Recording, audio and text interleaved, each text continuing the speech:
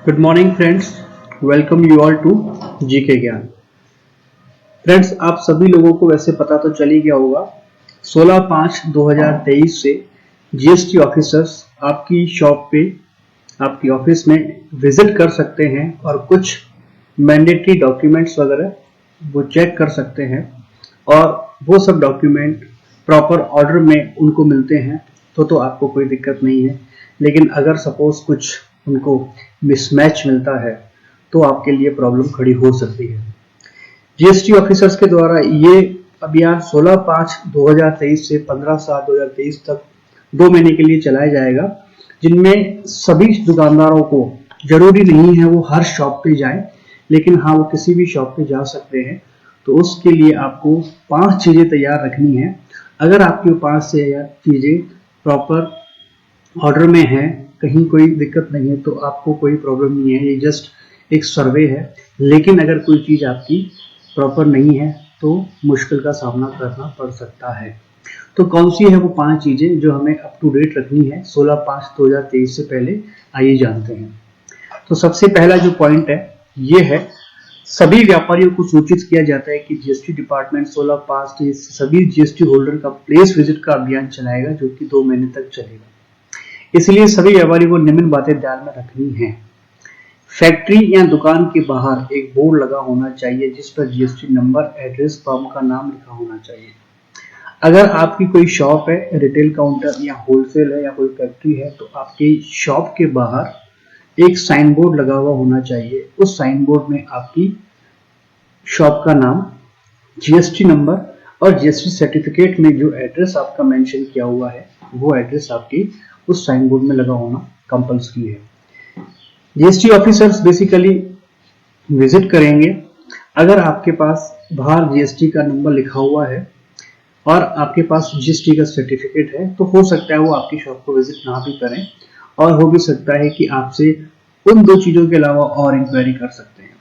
तो अगर basic things ही हमारे पास रेडी होंगी तो हम एक मेंटली प्रिपेयर होते हैं फर्दर रेस्पॉन्स करने में। तो सबसे पहला पॉइंट, फैक्ट्री या दुकान के बाहर आपको साइन बोर्ड लगा के रखना है।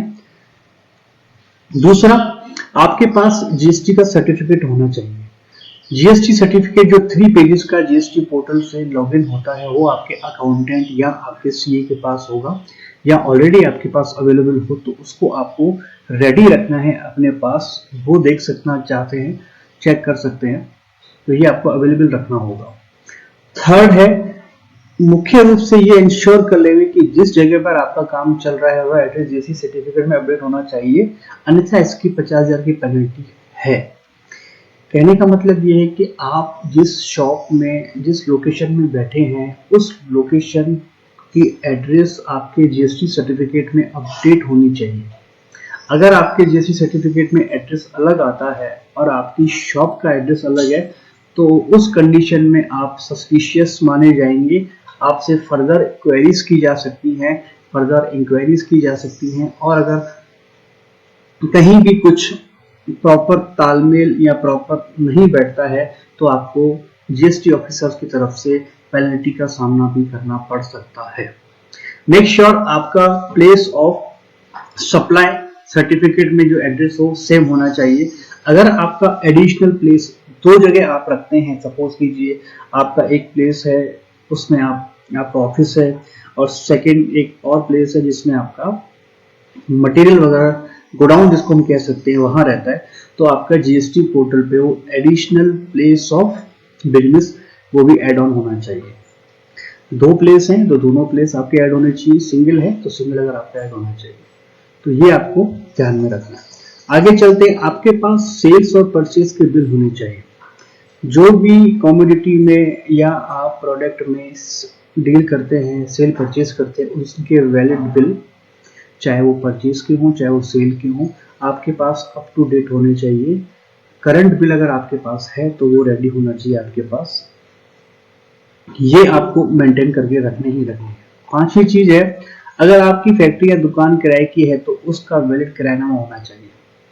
अगर ये प्रॉपर्टी आपकी खुद की नहीं है, आपने किसी से रेंट पे ले रखी है, तो वो रेंट एग्रीमेंट आपको शो करना है, और वो रेंट एग्रीमेंट में जो एड्रेस है वो जीएसटी सर्टिफिकेट में भी होना चाहिए। ये चीजें अगर आपस में तालमेल नहीं खाती है, मेल नहीं खाती, तो जीएसटी डिपार्टमेंट आपकी दुकान को या